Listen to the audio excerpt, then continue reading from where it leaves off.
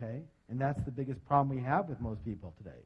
And let me say this again, that at the 3-day Millionaire Mind Intensive, and I know a lot of you have been there, one of the blessings we have is this ability to be able to disconnect those two so that you truly love another person for who they are, which means you can truly love yourself for who you are and accept yourself the way you are right this moment. Good or good? And that's another blessing that we have. And so, as I said, there's no such thing as a really rich victim. So in order to stay a victim and get their attention, these people make darn sure they never get what? Rich. So here's a choice. You have a choice. You can be a victim or you can be rich, but you can't be both.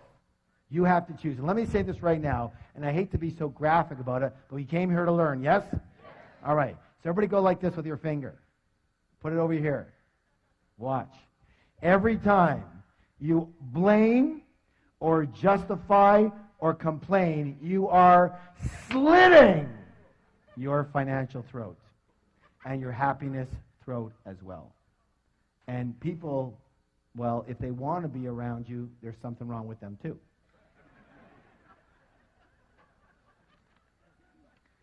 So it's time to acknowledge the fact that you create everything that's in your life, you create everything that's not in your life, and everything in between.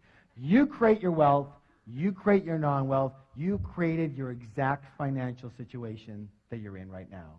Now that's a good thing to know, isn't it? Because if you create it, you can discreate it. And you can create something else. Yes? All right, please stand up for the declaration. Put your hand on your heart. I create the exact level of my financial success. I create the exact level of my financial success. Again. I create the exact level of my financial success. One more time, twice as loud. I create the exact level of my financial success. Turn to somebody, look them in the eye, give them a high five, and say, you have a millionaire mind.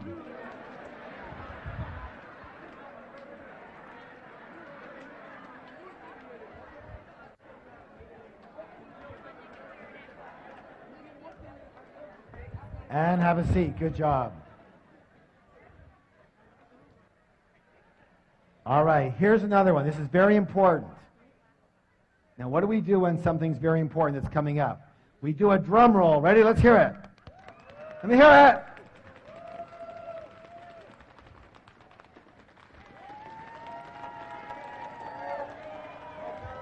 Good job. Rich people play the money game to what? Win. And most poor and middle-class people play what? Not to lose. Not to lose. Oh, my goodness. Most people actually play the money game on defense versus offense. Let me ask you your opinion here. Again, in sports or any game you play strictly on defense, tell me, what are your chances of actually winning that game? How many people say pretty slim and none? And what are your chances of winning the game big? Impossible. True? And that's the way most people play the money game on defense versus offense. You know, their primary concern for a lot of people is survival and security. You know, so what is your goal? What's your objective? What's your true intention? For a lot of people, their primary intention is to have enough to pay the bills. I just want enough to pay the bills. On time would be a miracle. Or I just want to get by. Or look, I just want to earn a decent living. And due to the power of intention, that's exactly what you're going to get, and not a dime more. Some people know this quite well, yes? Or you have middle-class people, and middle-class people, what's their big intention? They just want to be what? Comfortable. You know, it's so important to them, we're going to write it 2 times. So there's comfortable, and then there's this word. What's this word? And we all know comfortable leads to rich, yes? Yes? Yeah, and that's not my experience. Let me say this right now, just for the record, in my experience. Comfortable and rich are planets apart. Planets apart. What you need to do and who you have to be comfortable is a whole different world than who you have to be and what you have to do to get rich. Is that clear at all? Is that really clear? I hope you get it. Because I would say that's one of the number one issues with most people sitting in the room right now. Your goal is to be comfortable. Let me say this right now. If your goal is to be comfortable, you will never get rich. Never. On the other hand, if your goal is to get rich, you're going to end up mighty comfortable. So here's the thought. If you shoot for the stars, you're at least going to hit the moon. Most people don't even shoot for the ceiling in their house, and they wonder what the problem is. All right, here's what I want you to do. Another action. Are you willing to take the actions? All right, practice. Practice makes permanent. So, tonight when you get home, tomorrow morning, I want you, either yourself or with your team, to create a strategy. Create a what? Strategy. To help 10 times the number of people you're helping right now. Whatever business you're in, whatever job situation you're in, I want you to help 10 times as many people. Who can tell me why?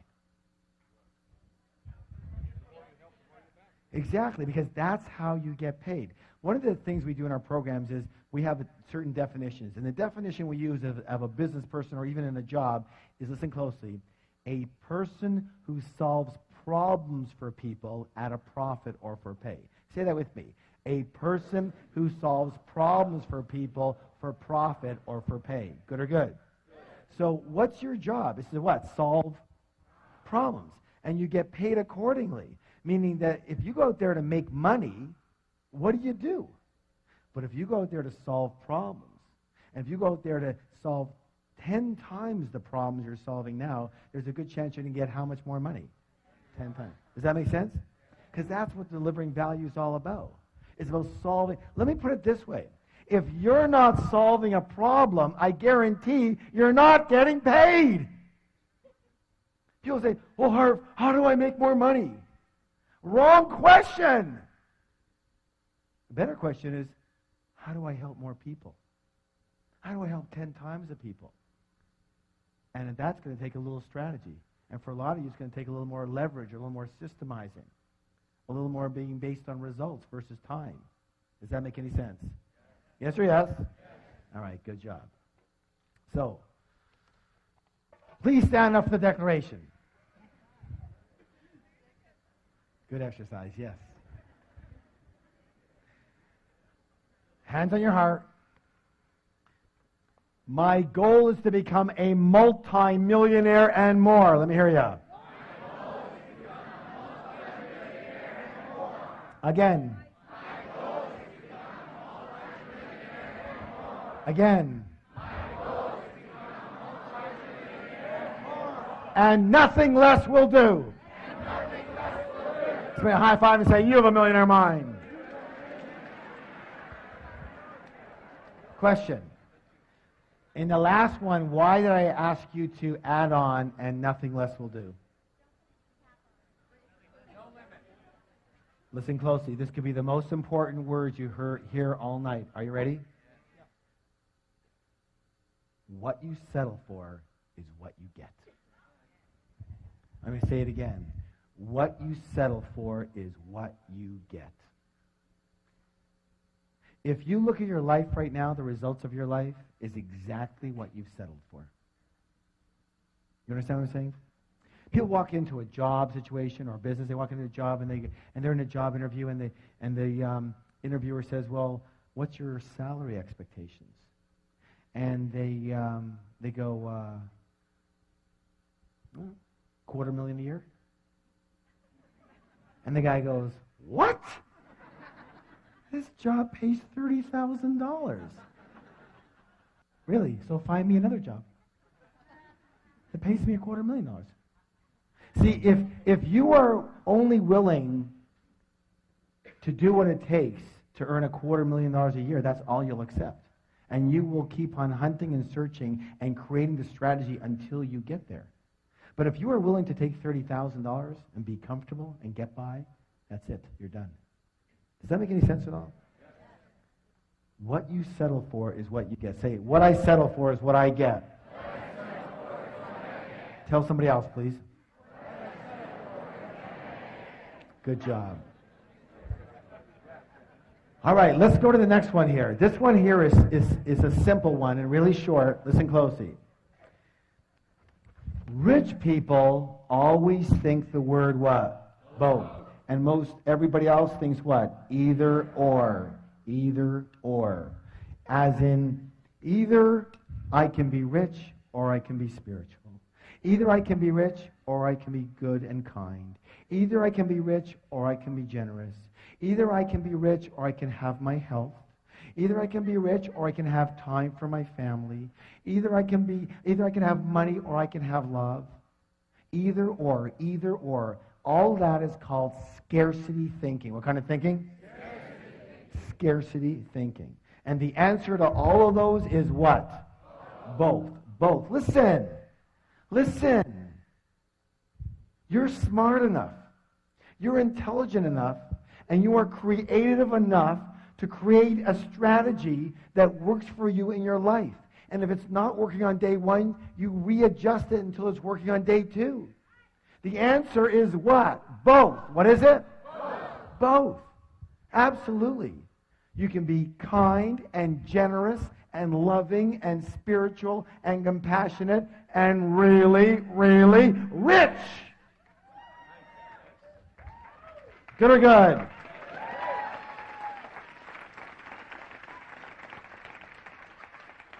Let me ask you a question. How many of you ever heard the saying, you can't have your cake and eat it too? Just for my money, that is the absolute stupidest saying I've ever heard in my whole life. The all-time dumbest, the hall of shame, all right? You know, in my book, Secrets to the Millionaire Mind, I talk about this a little bit. And we give a lot of what's called wealth principles in the book. I want to read you this one. Rich people believe you can have your cake and eat it too. Middle-class people believe cake is too rich, so I'll only have a little piece. Poor people don't believe they deserve cake, so they order a donut, focus on the whole, and wonder why they have nothing. Stand up for the declaration, please.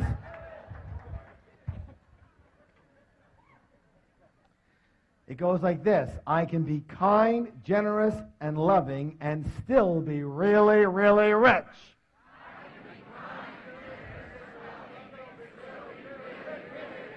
Again, I can be kind, generous, and loving, and still be really, really rich. One more time. I can be kind, generous, and loving, and still be really, really rich. Just my high five and say, you have a millionaire mind.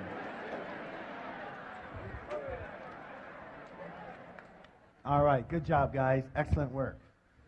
This one here is such an insidious one. It's like something in the back of most people's mind, but they never will say it out loud. And it's one of the biggest blockers of all the blockages of wealth. Are you ready? Yes. Rich and successful people admire and model. What's the two words? Admire other rich and successful people. And what do most everybody else do? They resent the heck out of them, yes or yes? Most poor and middle-class people often look at other people's success with resentment or jealousy or envy, or they snip, they're so lucky, or they whisper naughty things under their breath. You have to realize something so simple, that if you view rich people as bad in any way, shape, or form, and you want to be a good person, then you can never be rich. You can never be rich. You can never be rich. So you have to practice. Say, I have to practice. So instead of resenting rich people, I want you to practice admiring rich people. I want you to practice blessing rich people. I want you to practice loving rich people. That way you unconsciously know that when you get rich, other people will what? They'll admire and bless and love you instead of resent the heck out of you. Much better for creating wealth. Yes or yes? Yes. You know, I want to share with you a philosophy that completely transformed my life. Are you willing to hear it? It's from the Huna philosophy. Where does Huna come from? Hawaii, thank you. And it simply says this. Bless that which you want. Say it with me. Bless that which you want. Bless that which you want. So what that means is this. If you see somebody with a beautiful home, bless that home and bless that person. If you see somebody with a beautiful car, bless that car and bless that person. If you see somebody with a beautiful family, bless that family and bless that person. If you see somebody with a beautiful, wonderful business, bless that business, bless that person. Why? Because anything that you negate, you can never have. Never. Does that make any sense? And you got to watch it. It's so quick, isn't it? It's so quick to do a little tinge of resentment, to negate them. And meanwhile, you know you can't have it after that. So, I have a little practice for you on this one. Next time you see somebody coming out of a limousine, I mean, someone who's got some money, obviously. Not some party kids with 48 people in the limo. Prom night! No, you know what I'm talking about. I want you to walk over to that person coming out of that limousine. I want you to shake their hand. And I want you to say, thank you. Thank you for being an excellent role model for me for creating success. Thank you for being such an excellent role model for success. Are you willing? All right. Please stand up for the declaration. Hands on your heart. I admire rich people. I bless rich people. I love rich people. I study rich people. And I'm going to be one of those rich people too. Turn to somebody, give them a high five and say, you have a millionaire mind. You know, we're talking a lot about rich people, getting rich, being rich. And some people come up to me all the time, they go, Harv, what's with the rich thing? Like, why, are you so into that? And I say, look, I've been called a financial evangelist. And I take that as a compliment. Why? Because someone's got to be a proponent for it. Do you understand what I'm saying? Amen, right. So, but let's talk about it because it's more than just money. So let's talk about why be rich. Number one, lifestyle. What's the word? Hey, obviously that's the most obvious one for the wonderful lifestyle it can afford you and your family. It's a nicer way to live, yes or yes? Yes. But number two is contribution. What is it? Here's my thoughts. It says this. My feeling is this, that if you have the wherewithal to be rich, it's your duty, it's your obligation to do so. Why? So that you can help people who simply do not have that wherewithal. Does that make sense to you all? Because, and I'll say this, that if you're in this room, you probably have the wherewithal. Especially you self-selected yourself to be here. If you're hearing this message, you selected yourself to be that. You understand? And here's where I came up with that, like very specifically, a good example. A while ago, I was reading in the newspaper about a woman in Africa, Tanzania to be exact, and she has a goiter problem. Do y'all know what a goiter problem? It's like when they have the big, thick neck, right? And it's a thyroid problem. And you know that problem can be completely alleviated with a 10-minute surgery, 10-minute operation, and it's gone.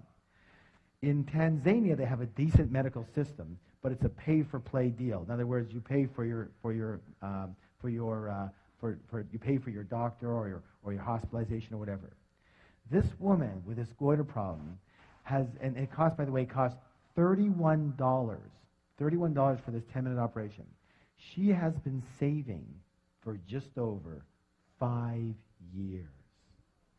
5 years, and she has $22. Twice a week she doesn't eat. She has a newborn child who's going to be another mouth to feed, so she's feeling that it's going to take her another 5 years to get the other $9. So you would think, for goodness sake, someone just send her the stupid $9. Problem. There are millions, what's the word? Millions. Of people in this situation. Millions. Not one, not two, not 10, not 10,000, and not hundreds of thousands. Millions in this situation. So how can you help them better? By being broke or being rich enough to be able to do something about it? Do you understand what I'm saying? And I get this all the time. I get people saying, well, what about the environment? What about this? And what about they're taking all the oil and they're killing all the forest and all that? They. Yes, some of them are. You want to save the environment? Get rich, buy a few million acres and save it.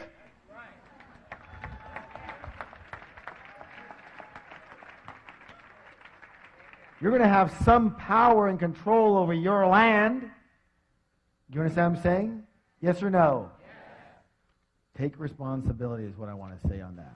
Okay, this one over here, one more here. This is critical.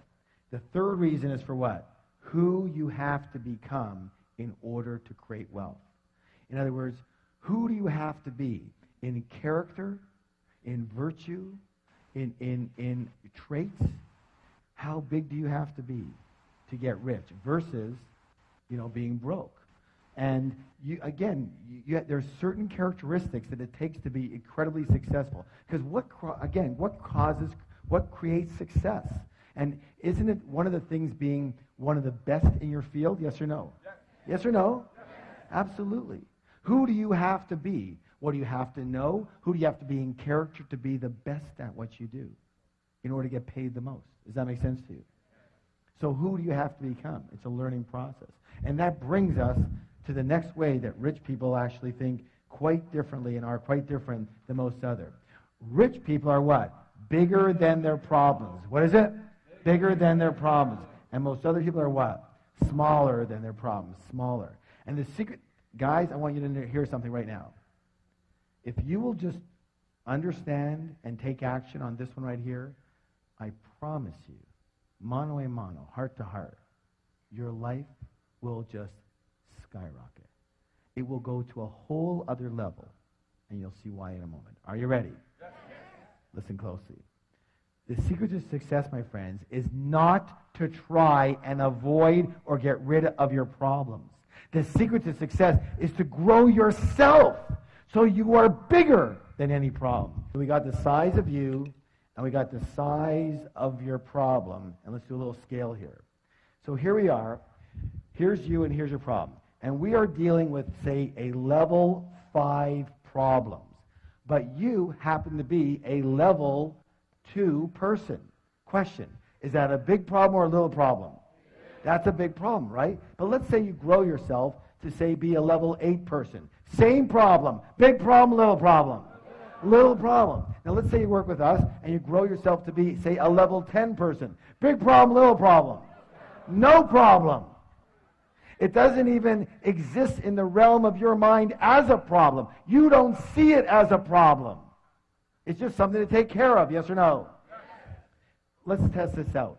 How many of you have ever been in a conversation with somebody who's talking about their problem and you go to them and you go, I don't see the problem here. Raise your hand if you ever had that happen. Everyone's had that happen. Everyone.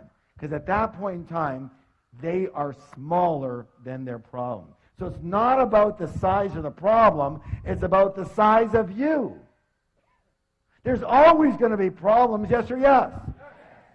There's so many times in this business, and I'm sure in your business, but when you get to a higher and higher level, the responsibilities become greater. The amount of money invested becomes more. You have, we have 140 employees.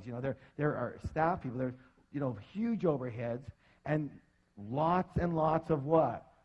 Quote unquote problems. And my wife says to me all the time, Harv, why did you choose such a hard business?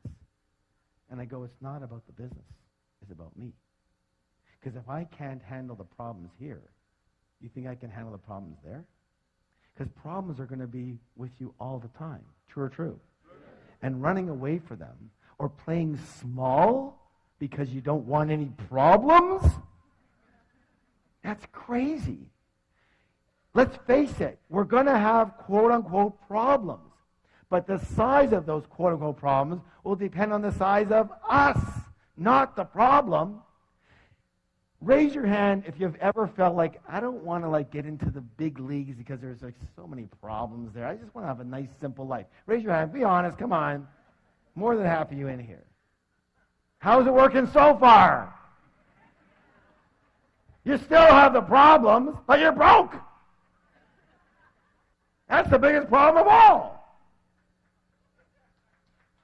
True or true?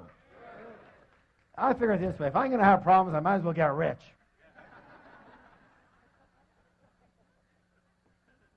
All right. So I'm going to give you a little anchor. Who knows what an anchor is? An anchor is what? A trigger so you can remember something. So here's what I want you to do. From now on, every time you look at something you perceive as a major problem in your life, here's what I want you to do. Are you ready? I want you to do this. Mini me, mini me, mini me, mini me. So you can remind yourself that if that's a big problem, you must be very small right now. And you better put your attention where it belongs. What? On the problem or on you? On you. That's right, on you. And you don't give up, and you don't get taken out, and you don't bail out, and you don't say, well, this is too hard. I want to do something different. How many have ever said something like that? How many say something like that almost every day? It's not the size of the problem. Have you heard the saying, fortunately or unfortunately, you take yourself with you wherever you go? That's what my answer is to my wife. How could you choose such a hard business? It's not the business, it's moi. True or true? If it's hard, it's because I made it hard. If it's easy, because I make it easy. If it's successful, it's because I made it successful. If it's unsuccessful, it's because I made it unsuccessful. True or true? It doesn't just happen to us. So, the fact is that your wealth can only grow to the extent that you do. So the goal is to grow yourself so you can handle any problems that get in your way of creating wealth, and just as importantly, keeping your wealth once you've got it. And who knew that would be an issue? You know what? This is only reserved for certain people in this room.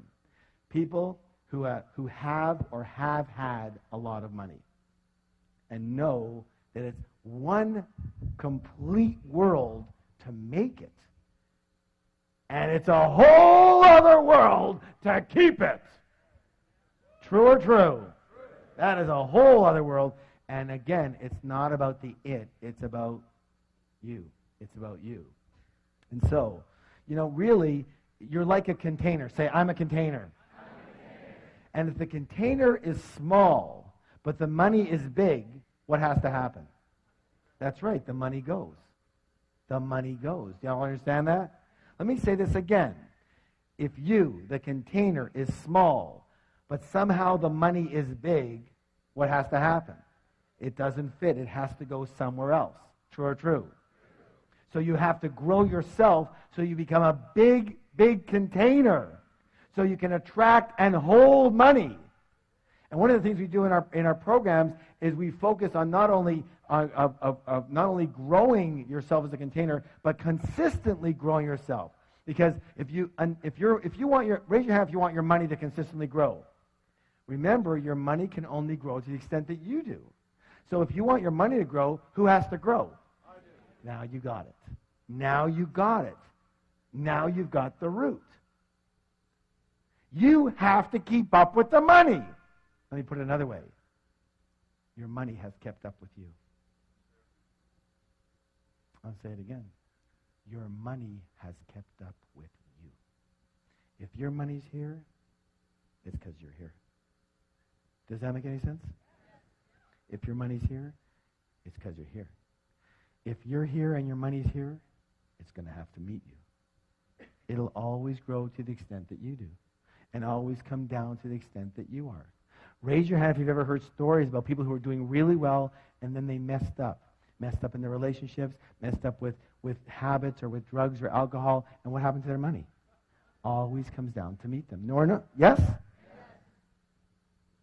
Your money is at the same level you are, my friends. And that's not a derogatory thing. That's to make sure you start to focus your attention where you need to. Personally, I always looked outside of myself. Once I do this marketing thing, and once I understand this real estate, and once I do this, and once I... But it wasn't about any of those things. It was about the size of me. Was I able to attract and hold and grow the money? True or true? I hope you get it. Now, so Like I said, you must grow yourself to be a big container so you can attract and hold big wealth. And here's the beautiful thing about it. If you are a big container, if you are a big person, and your intention is to have wealth, a lot of money, but right now you don't have it, guess what has to happen? What has to happen? The money has to come. Why? Because it's a universal principle. And the universal principle says that the universe abhors a vacuum and will rush in to fill any space that's created for it. And if you're a big container, but you only have a little money right now, the money has to come if that's your intention. True or true? You know, it reminds me. Good. That's good news, isn't it? You keep working on you. You're on the right track. You're on the right track here. You know, my favorite plant is the Chinese bamboo plant, along with that line. Why? Because this is a very interesting plant in that you plant the seeds and you look after the first year, there's nothing there. And you look in the second year, and there's nothing there. And you look in the third year, and there's nothing there. You say, forget it. Somehow the seeds didn't take hold. I got no tree here. In the fourth year, there's nothing there. But in the fifth year, all of a sudden you see a little sprout. And then listen to this. In 6 weeks, how long? 6 weeks. That plant can grow to 90 feet. 90 feet in 6 weeks. How could that be possible? Because what was it doing for 5 whole years? Growing its roots. Like you guys. Growing its roots. So that when it does pop, it can withstand that incredible growth. What would happen if it didn't grow those roots so deep and thick? The first big wind that comes, it's gone. How many people know people that that's happened to? Because their roots weren't dug deep enough. Do you understand? Give someone a high five and say, you're on the right track.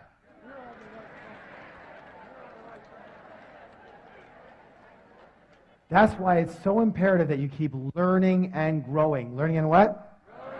Because listen closely. This is very important. Because if you're not growing, you're automatically what? Dying. I'm going to say it again. If you're not growing, you're what? Dying. If you're not sure that's a scientific fact. I'm not a scientist, but ask any scientist and any person who's involved in physics. Raise your hand if you have a plant or flower at home. If your plant's not growing, what's it doing? It's dying. Any living organism, same with us.